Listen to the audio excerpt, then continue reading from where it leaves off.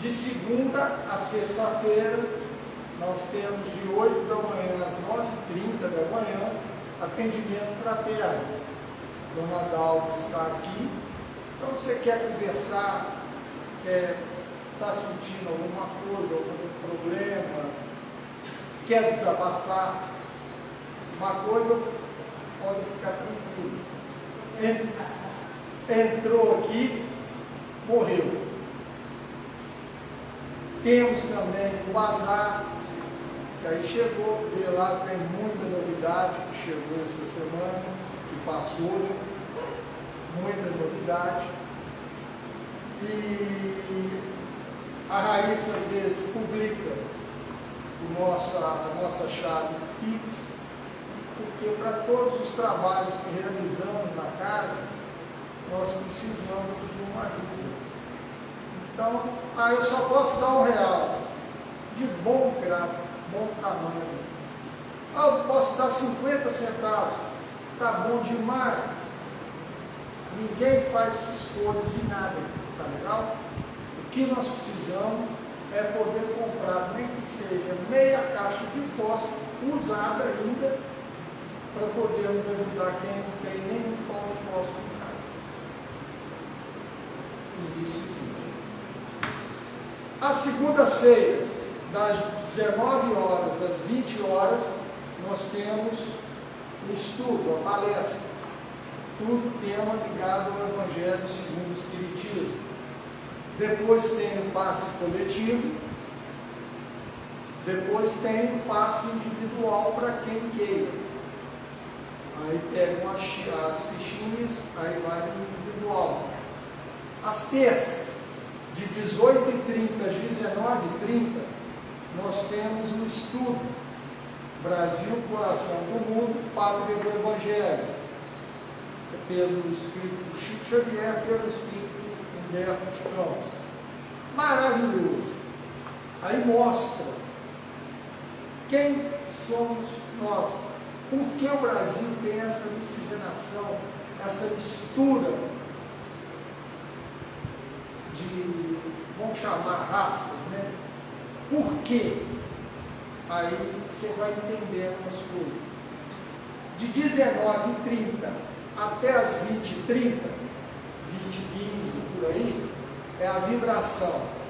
Nós entramos com quem queira, vai aqui para dentro do ambulatório, nós chamamos de ambulatório espiritual. É uma vibração magnética. É energia, entrar no silêncio, calado. Eu estou com dor na perna, não, a cabeça minha está embaralhada, eu preciso tomar uma decisão. É o lugar ideal para se parar, pensar e ser tocado. A espiritualidade vem e te orienta. Agora, quem vai escolher se vai executar ou não, é quem está perguntando. Não somos nós que falamos nada. Nada, nem sei o que vocês estão pensando. Às quartas, reunião mediúnica, essa é fechada ao público.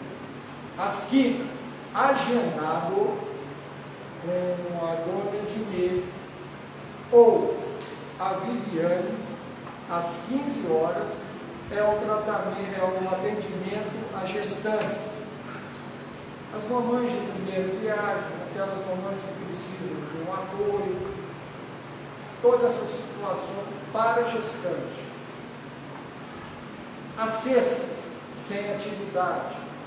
Aos sábados, das 19 às 20 horas, tem um estudo, um grupo de estudo do Evangelho segundo o Espiritismo e Fonte Viva, de Chico Xavier pelo Espírito Emmanuel. É um tema, abre-se o Evangelho na hora, se debate, conversa, esclarece alguns pontos, tiram as dúvidas. Ninguém sabe nada aqui. Nós viemos aqui para aprender. E aprender com o exemplo de Cristo. Nem ele escreveu uma palavra, ele só fez exemplo, só deu exemplo, mais nada. Às quintas, às 8 da manhã até 8h30 15 para as 9, nós assistimos uma família das famílias que nós temos ali. E uns aqui que não escutaram ainda, eu sou taxativo de falar isso, é impressionante. 60% das famílias que nós já visitamos nesse período todo agradecem a presença e agradecem por poder falar com alguém, desabafar. Os outros 40%, você divide 50% para cada lado. Ah, não, obrigado pela cesta. Ah, não quero cesta. Dou para quem precisa. Mas estou muito satisfeito. É assim, um negócio, você fica assustado. Assustado porque nós esperamos que a pessoa queira a cesta, queira que é bem material. Não. O assustado que eu digo é nesse termo que você vê que muitos querem é só a atenção. A doação do seu tempo. Se vocês tiverem oportunidade, aos domingos, então pulo lá no asilo. Ah, não tem ninguém lá, não precisa. Vai lá. Pega um velhinho daquele, conversa lá 15 minutos, 10. Ah, é muito. Então 5. Mas vá. Depois vai embora. Aí vocês vão entender. O que é doar o tempo? Ah, no asilo eu não gosto não. Então vai no hospital. Ah, no hospital eu não gosto de não. Então vai no presídio. Lugar para você trabalhar, tem. Aí vocês vão entender o que é doar, o que é a caridade. Caridade de enfiar a mão no bolso, você morre. Todo mundo faz.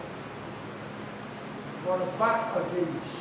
Aí vocês vão entender o significado da palavra e do sentimento caridade. Ali você não vai terceirizar serviço para ninguém. Você fazendo isso. Paulo? Certo? E uma vez por mês, aos domingos, nós fazemos aqui um estudo, Sabedoria do Evangelho, de Carlos Torres Pastorino. O que é esse livro? São 8 volumes. Nós estamos no primeiro. Rio Novo está no segundo volume. Já tem 10 anos que eles estão no segundo, não terminou o segundo volume ainda. Então é um estudo longo, é onde se ensina o que o Evangelho está nos mostrando. Não é aquilo que está escrito, dá uma face, o que é isso? O que representa Pedro, Judas? Esse é o estudo, esse que mostra. Mas nos dias atuais, do século XXI. E outra coisa que nós batemos muito e pedimos, pratiquem o culto do Evangelho no lar. Eu falo muito 10 minutos, aí me puxaram a orelha, falaram assim, não, 10 é muito pouco tempo. Para quem não faz nada, 10 minutos já para mim já é uma eternidade. É sentar numa mesa, em casa, certo? Põe um copo d'água, aí fala, eu boto garrafa, tem gente que põe até a garrafão de água mineral, tá bom, gente? Põe um copo d'água, faça uma prece. Não sei fazer prece, mas o coração manda falar. Senhor, me orienta aqui, deixa eu ver isso aqui direito. Me fala o que eu tenho que fazer. Começa assim, na simplicidade. O Paulo está conversando ali atrás hoje, fazer o simples é difícil. Todo mundo corre, tem medo. Começa na simplicidade. Abra o Evangelho, leia um texto do Evangelho. Se quiser comentar, comente. Feche. Faça uma prece de encerramento, agradecendo aquele momento. Acabou. Você vai gastar 10 minutos. Agora, depois... não, eu quero aprofundar mais. Aí é você que vai começar. Tudo tem que ter um começo. Agora, depois que vocês começarem muito do Evangelho do lar, vocês vão ver a mudança que há dentro de casa, a sua vizinhança, em tudo. Os seus problemas. Até seus problemas mudam. Eles são os mesmos. Mas o jeito de você olhar eles, você vai olhar sorrindo. Eles são os mesmos, não muda não. Mas aí você vai encarar diferente. O recado de hoje já está dado. E o ditado. Se você gostou, volte sempre. Se não gostou, volte até gostar. Então, é a base do estudo da doutrina. Persistência. Persistência. Certo? Tem mais alguma coisa? Agora, Pablo, com você.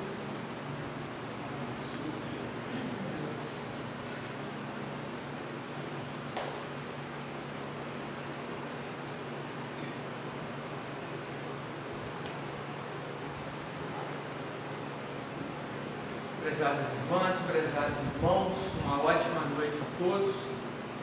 Que a paz, o amor e a proteção de Jesus possam nos envolver, né, para que a gente esteja com o coração e com a mente abertos para o que o Evangelho de Jesus tem para trazer para nós na noite de hoje. Convidar a todos então a fecharmos os nossos olhos, para que a gente possa entrar em sintonia mais profunda com os benfeitores espirituais que já se encontram no meio de nós, aqui nesse salão, para que a gente, silenciando o nosso coração, a nossa boca e a nossa mente, que a gente consiga facilitar, favorecer o trabalho desses mensageiros do além, que vêm trabalhar as energias, as vibrações, vem nos auxiliar nas nossas dificuldades, nas nossas necessidades. Então, dessa maneira, nós elevamos o nosso pensamento ao alto e agradecemos a Jesus, o nosso mestre, amigo, benfeitor maior das nossas vidas, pela saúde, pela disposição, pelo corpo físico perfeito, perfeito dentro das necessidades individuais de cada um, em termos de fazer evoluir o seu espírito. Nós agradecemos a Jesus essa força interior que nos anima a estarmos aqui na noite de hoje, buscando essa reconexão com o alto. Agradecemos a Ti, Senhor Jesus, aos benfeitores espirituais que, fortalecidos em Ti, nos amparam, nos protegem e nos dão direcionamento nessa jornada terrestre. Agradecemos, enfim, porque temos todos as condições perfeitas para desempenharmos o nosso trabalho de reforma íntima, de elevação moral e espiritual. E ainda assim, ousamos pedir o amparo e a proteção. Que o Senhor possa ser o nosso guia, o nosso arrimo nessa jornada terrestre. E que nós consigamos seguir adiante, fortalecidos em Ti, cumprindo as missões, as realizações que são próprias, que são pertinentes a cada um de nós. Que o Senhor esteja e permaneça conosco, hoje, agora e sempre. Graças a Deus. Pegando um gancho um pouco do que o Léo falou, né, sobre essa questão de, quando ele falava sobre o trabalho de filantropia, de ir ao asilo, ao hospital, à penitenciária, é um trabalho que não tem como terceirizar, né? É a gente assumir a responsabilidade e colocar em prática. A gente comentava ainda antes do início da nossa reunião o quanto que ainda é presente no meio de nós, habitantes do planeta Terra, a terceirização, né? É comum terceirizarmos a responsabilidade, é comum terceirizarmos a culpa, quando no fundo, o despertar da consciência, ele nos traz a noção mais clara e cristalina de que tudo começa e termina em nós. Se a minha vida está do jeito que está, não é por causa de fulano, não é por causa de cicrano, não é por causa de beltrano, é por causa de mim mesmo. A própria doutrina espírita, ela é muito clara para nós quando ela nos diz que não existe um efeito sem uma causa. E se a causa não pode ser encontrada na atual existência, ela vai ser encontrada onde? Numa existência anterior. E é aí que o entendimento das sucessivas encarnações, das sucessivas oportunidades reencarnatórias, explica para a gente muita coisa que a gente não encontraria explicação somente na atual existência. Mas o fato é que tudo começa e termina em nós mesmos. O que nós estamos vivendo hoje não é nada mais, nada menos do que o fruto, a consequência, o resultado de nós mesmos vividos anteriormente. É por isso que esse conceito, essa questão da autorresponsabilização, ou seja, de não transferir para o outro, acalma um pouco o nosso íntimo, porque eu compreendo que o que eu estou vivendo agora, eu não preciso me desesperar por isso, eu não preciso me afobar por isso, eu não preciso me descabelar por isso, e automaticamente não preciso querer empurrar para cima de A ou B a culpa do momento que eu estou vivendo. Porque isso nada mais é do que o resultado do plantio feito anteriormente. O que então que eu preciso fazer? Através da autorresponsabilização, eu me tornando autorresponsável, eu começo a modificar as sementes que eu estou plantando. Porque eu reconheço que essas sementes que eu plantei lá atrás, talvez quando eu estava ainda na ignorância, quando eu ainda estava numa letargia, num sono espiritual, não estão me trazendo bons frutos. Então eu não preciso me revoltar contra o momento atual. Eu preciso trabalhar de uma maneira diferente. Eu preciso plantar novas sementes, porque se eu continuar plantando abacates, eu vou continuar colhendo abacates. É assim na natureza, é assim também na vida espiritual. Se a gente precisa trabalhar, se a gente precisa se empenhar, se esforçar para construir a nossa vida material, você precisa trabalhar, você precisa dar o suor do seu rosto para você ter onde morar, para você ter o que comer, para a nossa sobrevivência material, eu preciso de esforço. Para a nossa saúde biológica, para a nossa saúde física, eu preciso de esforço. Inclusive, hoje em dia já é sabido, né, que a gente precisa fazer uma atividade física, que a gente precisa regular a nossa alimentação, para que eu possa ter saúde física. Por que com a saúde espiritual haveria de ser diferente?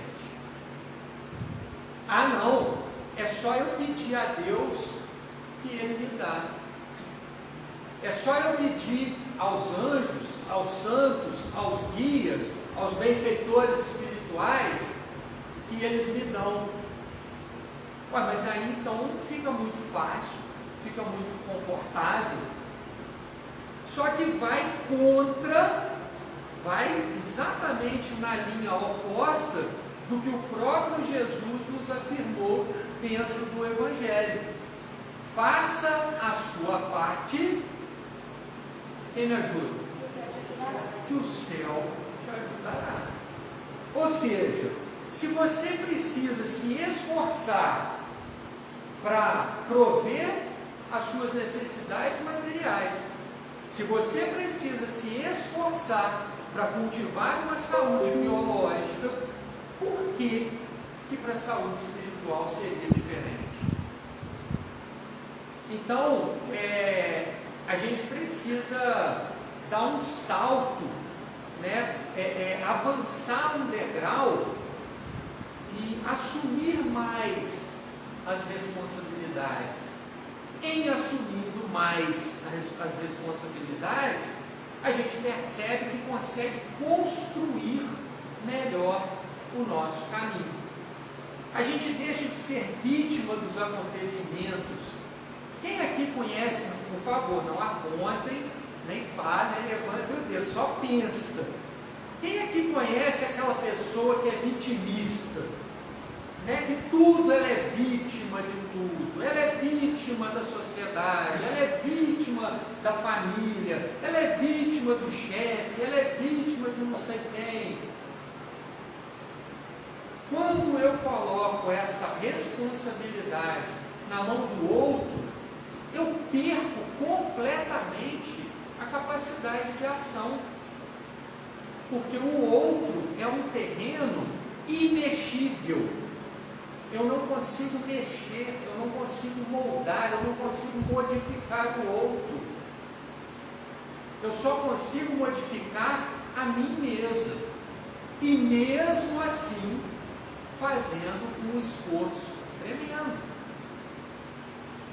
Porque o que a doutrina espírita fala para nós da reforma íntima, o que é a reforma íntima? É entender que nós somos seres espirituais. Então, ao longo das nossas muitas existências passadas, de lá para cá, a gente fez muita cagada, a gente fez muita lambança, a gente fez muita coisa errada, a gente adquiriu para nós muitos débitos, e esses débitos estão marcados aonde? Como um carimbo no nosso perispírito. E hoje, por mais que a gente tenha buscado, por mais que a gente esteja buscando o esclarecimento através da doutrina espírita ou através de qualquer outra religião, doutrina ou filosofia, o fato é que esses débitos que nós adquirimos por nós mesmos ainda fazem muita força.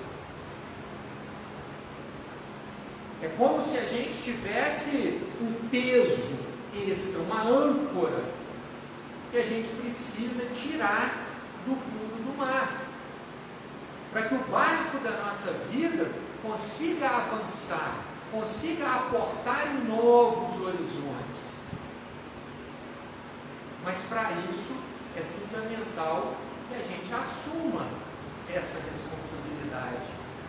E novamente seguindo o gancho da fala do Léo, eu acho que a palestra de hoje, Léo, eu vou esquecer o que eu estou falando, você vai vir tudo nisso que você falou no princípio, né?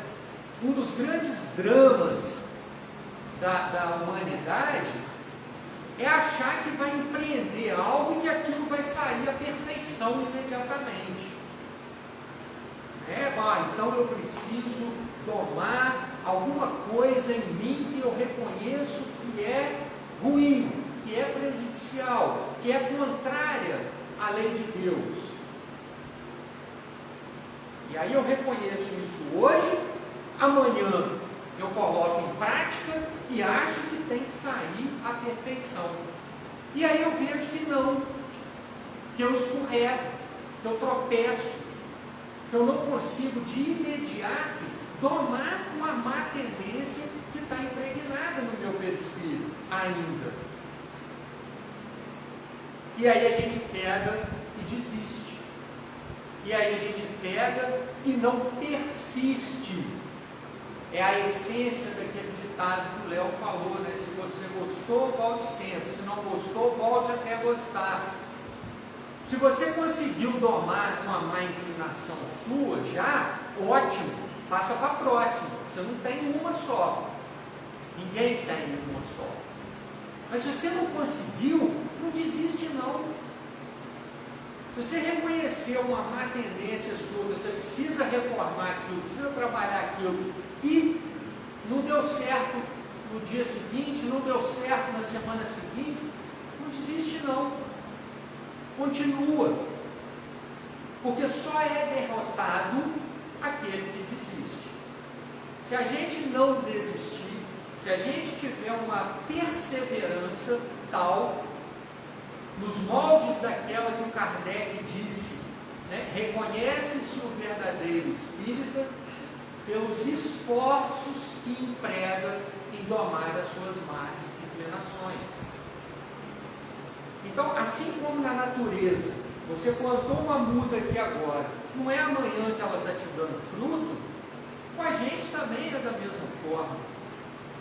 A gente precisa de trabalho, de esforço e de constância para que a gente não desista no meio do caminho. Então eu achei muito importante a gente passar por isso, aproveitar a oportunidade da introdução que o Léo fez aqui, para já esclarecer, elucidar alguns pontos do Evangelho e que a doutrina espírita traz para nós. Mas o objetivo central, e que não deixa de ter muito a ver, né? Porque o objetivo central da nossa reflexão de hoje é sobre o capítulo 2 do Evangelho segundo o Espiritismo, cujo título é O Meu Reino Não É Neste Mundo. Ou seja, a nossa vida aqui na Terra, ela tem que ser vivida não com vistas à própria Terra. Ela tem que ser vivida com vistas ao lugar de onde nós somos realmente, que é o plano espiritual. Naquele tempo, o pessoal da época de Jesus esperava um rei, esperava o Salvador da pátria que viesse para poder resolver tudo, botar cada coisa no seu lugar, sentar no trono dele, como os reis que eles conheciam à época. Então esse novo rei vinha para sentar no trono dele e dali ele ditar tudo, botar tudo no seu devido lugar e a gente poder viver tranquilamente. Então a gente já vê que essa terceirização de responsabilidade, a qual a gente falava anteriormente, não é recente, ó. Ou seja, alguém que tem que vir, botar tudo no lugar e a gente só desfrutar, a gente só curtir de um ambiente harmonioso, de um ambiente pronto. Mas aí não. Esse rei, ele não vem sentar e dar ordem, ele não vem sentar e ditar, ele vem ele mesmo fazer. Vê se pode.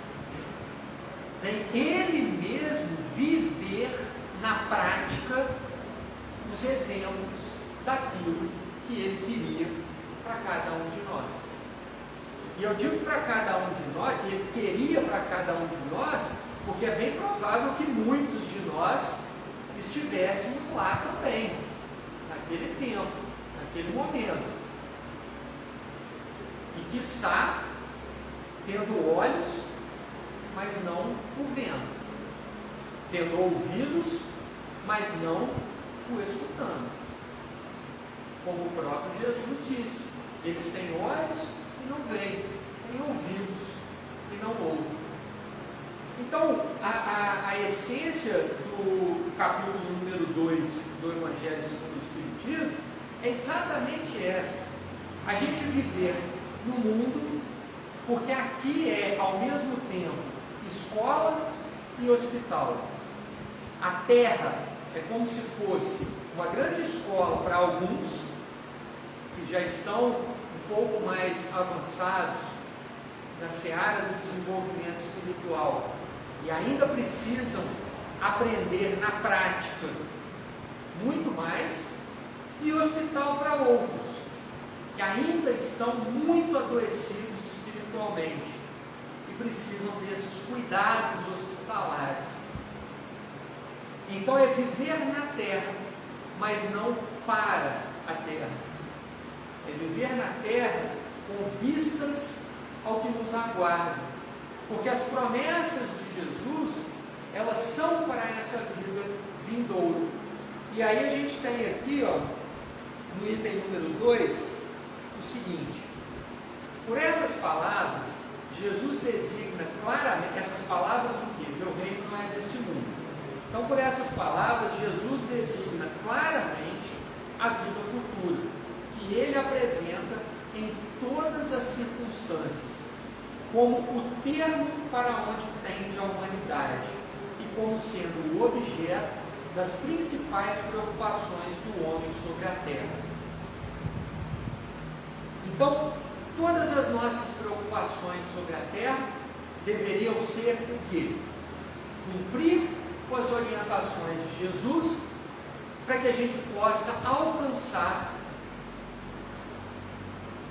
uma vida de maior felicidade, de verdadeira felicidade no plano espiritual. Então, é como se a vida da gente fosse um jardim. Imagina que você tem lá na sua casa um pequeno jardim, e essa planta aqui é a planta do trabalho. Essa planta aqui é a planta da família. Essa planta aqui é a do desenvolvimento intelectual, do desenvolvimento espiritual, das amizades. Você tem diversas plantas, mas muitas das vezes você esquece de umas em detrimento das outras. É muito comum a gente ouvir e até mesmo falar que nos falta tempo. Por quê? Porque o trabalho consome todo o meu tempo. Eu trabalho 12 horas por dia, eu trabalho 14 horas por dia, então eu estou dedicando toda a minha atenção, ou a maior parte dela, para a planta do trabalho. E estou abrindo mão da família, estou abrindo mão da filantropia, estou abrindo mão da assistência social, estou abrindo mão do desenvolvimento espiritual, do desenvolvimento intelectual, estou abrindo mão de um monte de outros setores da minha vida em detrimento de um só. Em algum momento, o chamamento vai vir alto, porque a gente não está dando a atenção necessária a outros setores que vão nos ajudar a descobrir o propósito da nossa vida. Nós sabemos todos que estamos aqui de passagem, mas não estamos aqui a passeio. Nós temos algo a cumprir, mas o que é esse algo? Quantos de nós sabemos, de fato, qual é a nossa missão, qual é a nossa função?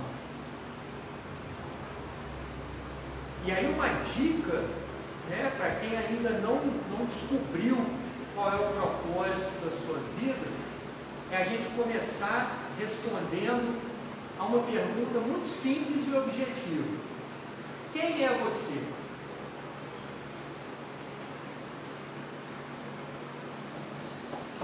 Aí quando a gente faz essa pergunta, quem é você? Aí a pessoa responde: eu sou o Pablo. Mas isso é você? E se você não tivesse recebido esse nome, tivesse recebido outro nome? Aí você deixaria de ser você? Não, tá, mas então eu não sou o Pablo, eu sou fisioterapeuta e psicoterapeuta. Mas isso é você? Se amanhã depois você se aposentar ou você mudar de profissão, você deixa de ser você? Não, mas então, mas você está me apertando. Então, se eu não sou o Pablo, se eu não sou a minha profissão, eu sou o marido da Paula. Tá, mas e amanhã ou depois, se a Paula desencarna, você deixa de ser você porque ela não está mais aqui? Não, então eu sou o pai do Francisco. Não, mas aí o Francisco estudou, mudou de país, esqueceu vocês. Então você deixa de ser. Meu Deus do céu, então quem sou eu? A gente precisa ter essa resposta. Então, se de tudo que for falado aqui na noite de hoje, de tudo que for refletido na noite de hoje, você só lembrar disso, está ótimo. Vai para casa com essa pergunta martelando na sua cabeça.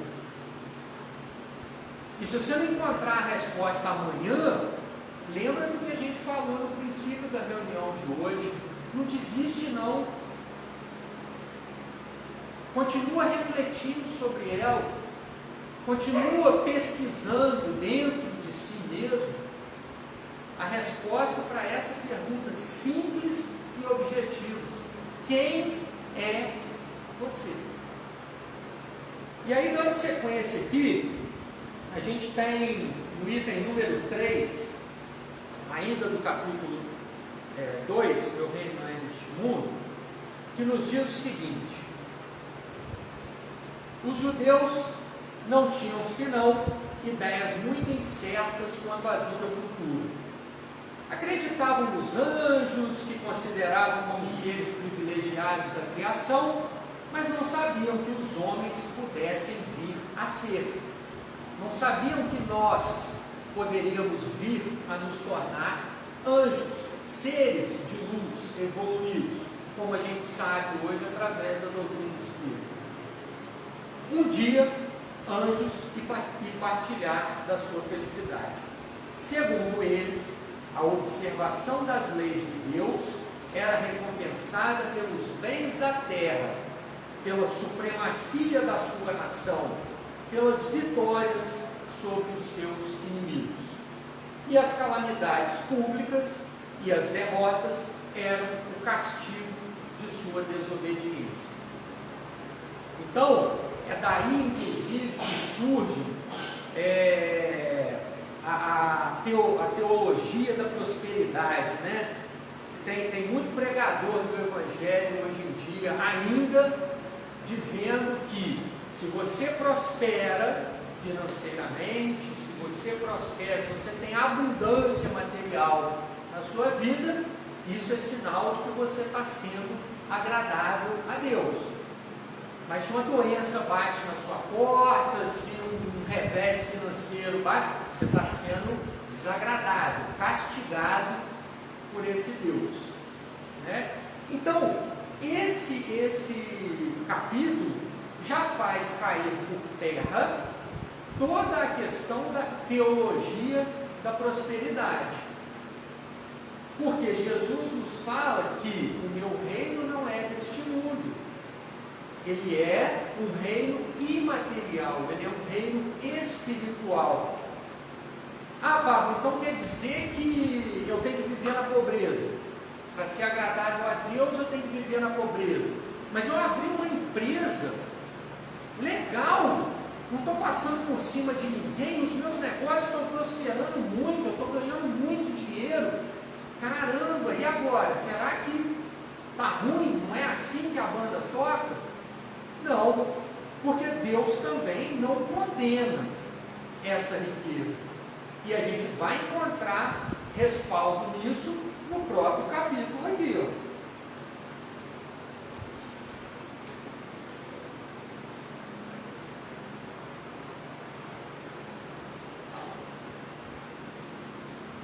Deus não condena, pois, os prazeres terrestres, mas o abuso desses prazeres em prejuízo das coisas da alma. É ainda contra esse abuso que estão prevenidos aqueles que se aplicam a estas palavras de Jesus: meu reino não é deste mundo. Vou ler novamente. Deus não condena, pois, os prazeres terrestres, mas o abuso desses prazeres em prejuízo das coisas da alma. E aí eu vou trazer para vocês um exemplo meu, pessoal. No final do ano agora, mais especificamente ali pelo dia 29 de dezembro, a Paula me manda um WhatsApp, feliz e empolgada da vida. Pablo, o pessoal aqui do banco está fazendo um bolão para jogar na Mega da Virada. Você quer participar? Aí eu respondo para ela: não, obrigado, eu tenho medo de ganhar. Aí ela falou assim: pô, meu marido ficou maluco. Pirou de vez. Você tem medo de ganhar uma bolada dessa? E eu falo para você, falei para ela, falo para quem quiser, eu tenho medo de virar milionário, de ganhar na Mega Sena, porque corre um sério risco de eu desandar minha encarnação todinha, de eu desandar atrás. A gente precisa, o autoconhecimento, gente, quando a gente fala sobre autoconhecimento, é exatamente isso, é a gente conhecer as nossas mazelas, as nossas fraquezas, o nosso ponto fraco, aquilo que a gente tem de mais rude, de mais mesquinho dentro da gente mesmo. Então, vocês não vão me ver apostando na Mega Sena, porque eu, Pablo, tenho medo de ganhar. Porque eu vou, muito provavelmente, contra essa orientação, quando diz que Deus não condena a riqueza, ok, mas o abuso dela, você dá mais atenção àquilo que essa riqueza pode proporcionar em termos materiais, e viagens, e passeios, e mordomias, e confortos, e etc. E esquecer da plantinha, lembra do jardim que eu falei? E esquecer da plantinha do desenvolvimento espiritual, de elevar a sua alma, de fazer progredir, prosperar o seu espírito. Então a gente precisa ter isso muito claro na nossa cabeça, de que a nossa vida é como se fosse uma balança, não daquelas balanças antigas de 2 pratos, mas uma balança de vários pratos, de várias plantinhas, que a gente tem que estar dando igual atenção, para que aí sim a gente consiga vislumbrar algo de bom, algo de feliz, nessa promessa que Jesus faz para nós em relação à vida no plano espiritual. E por falar em vida no plano espiritual, nós temos aí a obra do André Luiz, né, pelas mãos do Chico Xavier. Não sei se já saiu de cartaz, mas lá no Cine Aliança estava passando, né, o Nosso Lar 2, os Mensageiros, e nos ajuda a compreender, a elucidar de uma maneira mais concreta, né? Muitas das vezes a gente tem um pouco de dificuldade de transformar as ideias, os conceitos teóricos, numa prática positiva. E aí quando a gente lê uma obra, quando a gente vê um filme, toma contato, aí aquilo clareia um pouco mais para a gente, né? Então, a gente pode se questionar, mas, ó Paulo, Jesus, então, naquela época, ele não poderia ser mais claro? Ele não poderia, né? Bota as cartas na mesa de uma vez, explica a coisa de uma maneira mais inteligível, mais compreensível. Porque ele falava por parábolas, né? E a parábola você acaba que tem que raciocinar um pouco em cima dela, você precisa entender. Mas foi exatamente isso que Jesus fez. Ele deu uma mensagem clara, mas uma mensagem clara de acordo com a capacidade de entendimento do povo daquela época. Nós estamos falando de mais de 2000 anos atrás. Se hoje, em pleno século XXI, a gente ainda vê um monte de barbárie acontecendo, a gente ainda vê um monte de coisa que você faz, mas não é possível. O ser humano ainda está nesse patamar, coisa de chocar mesmo, coisa de deixar estarrecido até o coração mais embrutecido. Vocês imaginam há mais de 2000 anos atrás. Então a mensagem de Jesus, ela foi uma mensagem clara, mas de acordo com o entendimento, a capacidade de compreensão do pessoal daquela época. E é por isso que a gente não pode parar, a gente não pode estagnar, né? Porque a própria doutrina espírita coloca o desenvolvimento intelectual em paridade com o desenvolvimento espiritual. Desenvolver-se intelectualmente é como se fosse o chão, a base para o desenvolvimento espiritual. E para isso o material não falta. Kardec abriu o caminho, né? Nós temos as 5 principais obras aí da base da doutrina espírita. Depois Chico Xavier psicografou mais de 400 obras. Divaldo, mais 200. Ou seja, falta de material para a gente desenvolver o nosso intelecto, a nossa compreensão, e logo em seguida partir para a prática, é o que não falta. Porque não basta só conhecer. Eu não vou me tornar um exímio engenheiro só porque eu li todos os tratados de engenharia. Eu não vou me tornar um exímio chefe de cozinha só porque eu li todos os livros de culinária. Eu não vou me tornar um espírito mais evoluído só porque eu li todas as obras do Chico Xavier, do Kardec, do Divaldo e de todo mundo. Isso tudo é chão, é base para o nosso desenvolvimento espiritual. Para que, compreendendo a mensagem, a gente leve aquilo para a prática. E mais uma vez a gente faz um link com o início da nossa reflexão da noite de hoje.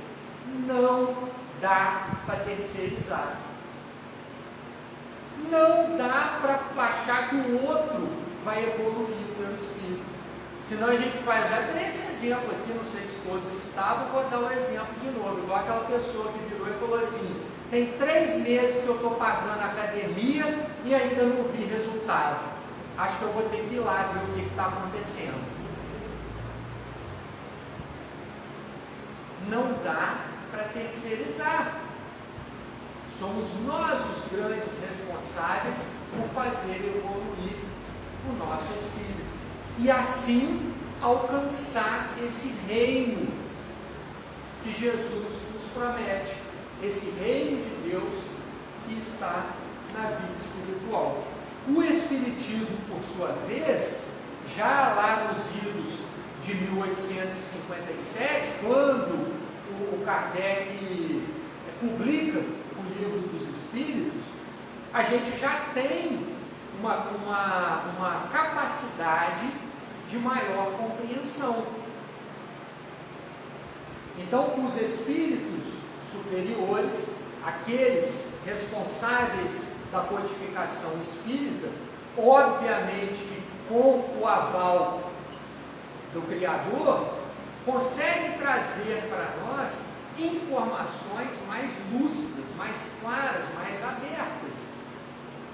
É por isso que a gente ouve falar corriqueiramente que o Espiritismo rasgou o véu que encobria as informações trazidas anteriormente a ele.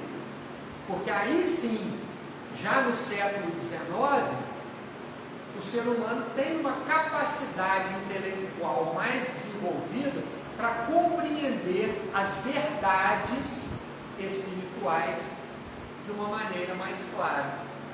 Mas ainda assim, há a falta da vontade. Ainda assim, há a preguiça espiritual. Olha, gente, há pouco tempo atrás eu tive contato com uma informação que me deixou até um pouco chocado, que é o seguinte: existem no mundo mais de 4.500 religiões, seitas, filosofias e assim por diante. Todas elas, ou pelo menos a maior parte delas, com uma mensagem positiva, uma mensagem de bem, uma mensagem de paz, uma mensagem de amor, uma mensagem de elevação espiritual. Vamos nos ater só nas 5 principais, né? O islamismo, o judaísmo, o budismo, o cristianismo e o hinduísmo. As 5 principais correntes religiosas que dão origem a todas as demais. Jesus, Buda, Krishna, todos com uma mensagem de amor, de paz, de bem. E aí a gente olha para o mundo lá fora. O que a gente vê não é esse mundo perfeito, de equilíbrio, de paz, de amor, de bem. Muito embora se fale muito nisso. Aliás, nunca se ouviu falar tanto em paz, em amor, em respeito, em dignidade, e tudo isso. Agora, entre o falar e o praticar, é que está o grande abismo que ainda impede o ser humano de viver essa paz, esse equilíbrio, essa harmonia, esse amor e assim por diante. Então esse é um convite para que a gente se torne os verdadeiros cristãos, aqueles que colocam em prática a moral do Cristo.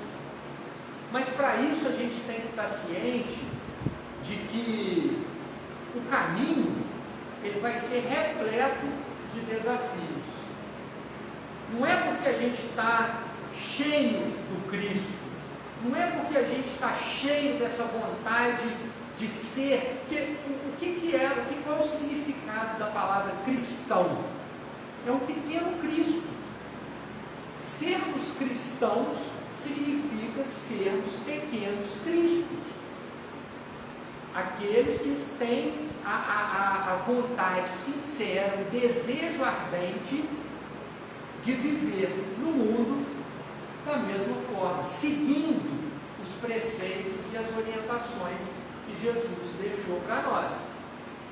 Mas aí a gente vai lá na história e pega o exemplo dos apóstolos, dos 11, né? Tirar o Judas aí da jogada, dos 11 apóstolos responsáveis por levar o cristianismo adiante. Quando Jesus ressuscita, deixa a sua forma material, e aí os 11 têm a responsabilidade de levar aquela mensagem adiante. Ah, pô, então a vida desses caras vai ser fácil, né? Pô, afinal de contas, eles são os mensageiros do Cristo. Eles estão aqui para poder abrir a cabeça da humanidade, levar aquela vibe positiva de Jesus para todo mundo e tal. Então vai ser, mel na chupeta, mamão com açúcar. Mas não é assim que foi. Será que nós estamos dispostos a pagar o preço de sermos cristãos, pequenos cristos? Entendermos, compreendermos a moral cristã e aplicarmos ela na nossa vida? Ah, Pablo, mas aí você falou também que o meu espírito, o meu perispírito, o espírito é incorruptível, o meu perispírito está marcado com as lambanças que eu fiz lá atrás, né? E aí? Ok, não tem nada de errado, nada de errado. A gente vai limpar o vênice para limpar essa marca que a gente colocou no nosso perispírito, é a vivência prática da doutrina do Cristo. Parece simples. Na teoria, é aquilo que o Léo falou no princípio, né? Fazer o fácil, fazer o simples, muitas das vezes é bastante desafiador. Mas é isso. Não tem mistério, não tem nada oculto, não tem nada escondido que só esse ou aquele possa saber. Não, é claro, é simples e é objetivo. Agora, nós precisamos fortalecer mais, educar mais. Eu acho que antes de fortalecer, a gente precisa educar mais a nossa vontade. Porque se a gente botar força nessa vontade mesquinha que a gente tem agora, a gente vai afundar. Então a gente precisa educar a nossa vontade e a partir dessa educação da vontade, aí a gente fortalecer ela. Com disciplina, com foco, com persistência, até inclusive, a gente já está dando notas finais à nossa reflexão de hoje, é muito importante que a gente saiba o significado de determinadas palavras. Tem algumas palavras que são ditas, né? E até no próprio Evangelho a gente vai encontrar muito isso, que a gente tem uma vaga noção, mas sabendo o significado, indo no dicionário mesmo, e sabendo o significado das palavras, facilita um pouco mais. Então, antes de ler a mensagem final aqui do capítulo, eu fui procurar saber, porque até eu tinha uma vaga noção, e aí eu descobri que é algo mais. Abnegação. A gente já ouviu falar que uma das diretrizes, né, da vida cristã é uma vida abnegada. Mas o que é a abnegação? Vamos saber? Ação caracterizada pelo desprendimento, altruísmo, em que a superação das tendências egoísticas da personalidade é conquistada em benefício de uma pessoa, causa ou princípio.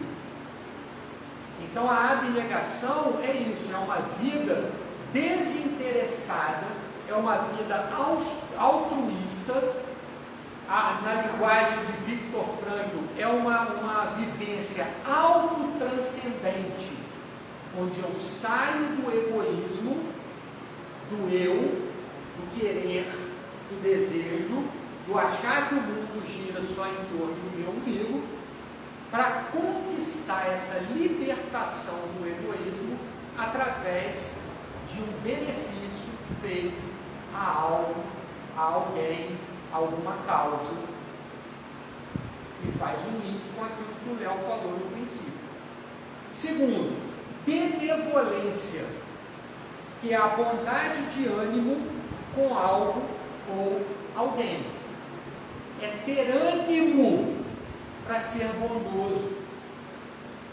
A gente precisa ter ânimo, ter disposição. E não pensa que isso vai vir ao acaso, não. A gente precisa construir, alimentar esse bom ânimo, essa boa disposição para ser bom, para fazer o bem. E essas duas palavras, esses dois verbetes, estão contidos no último trecho do capítulo, que foi ditado por uma rainha da França em Arles, 1863, que diz assim: para se preparar um lugar neste reino, no caso, o reino de Deus, é preciso a abnegação. A abnegação, como a gente viu, é uma vida altruísta, fora do egoísmo. Para se preparar um lugar neste reino, é preciso a abnegação, a humildade, a caridade em toda a sua prática celeste, a benevolência, e é esse ânimo por fazer o bem, por ser bom para com todos. Não se vos pergunta o que fostes, que posição ocupastes, mas o bem que haveis feito, as lágrimas que enxugastes. Ó Jesus, disseste que teu reino não era deste mundo, porque é preciso sofrer para alcançar o céu, e os degraus do trono não nos aproximam dele. São os caminhos mais penosos da vida que a ele conduzem. Procurai, pois, seu caminho através das sarças e dos espinheiros, e não entre as flores. Os homens correm atrás dos bens terrestres como se os devessem guardar para sempre. Mas aqui, no plano espiritual, não há mais ilusões. Eles se percebem logo de que não agarraram senão uma sombra e negligenciaram os únicos bens sólidos e duráveis, os únicos que lhes são de proveito na morada celeste, os únicos que podem a ela lhes dar acesso. Tende piedade daqueles que não ganharam o reino dos céus. Ajudai-os com vossas preces, porque a prece aproxima o homem do Altíssimo. É a prece que aproxima o homem do Altíssimo. É o traço de união entre o céu e a terra. Não o esqueçais. Uma rainha da França. Então, dessa maneira, meus queridos irmãos, minhas queridas irmãs, eu espero ter podido contribuir, pelo menos um pouco, com essas reflexões, para que a gente produza o nosso despertar da consciência, o nosso despertar espiritual. E lembrem-se da pergunta proposta no meio da nossa reflexão: quem é você? Dê esse presente a você mesmo, buscando essa resposta no íntimo, no seu contato com o Altíssimo, com Deus, com os benfeitores espirituais. Que a paz, o amor e a presença de Jesus estejam e permaneçam conosco, hoje, agora e sempre.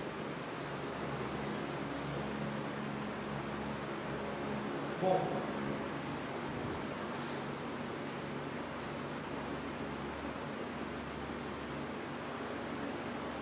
a gente vai fazer agora então a transmissão do passe coletivo, mas aqueles que tiverem a necessidade do passe individual, logo em seguida vão ser chamados pelo número da senha.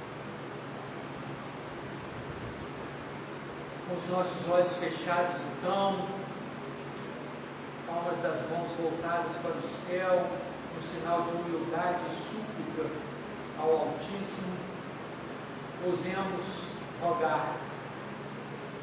Ó Deus de infinita bondade, justiça e misericórdia, rogamos a Ti que, por intercessão do Mestre Jesus e das falanges espirituais benfeitoras, possamos receber a transfusão fluídico-magnética, o passe espírita, e esta energia proveniente da Tua fonte inesgotável de paz, amor e bem, possa preencher cada célula do nosso corpo físico e perispiritual, renovando em nós a fé, a esperança e a vontade sincera de servirmos mais a Ti na proporção de servirmos ao nosso próximo.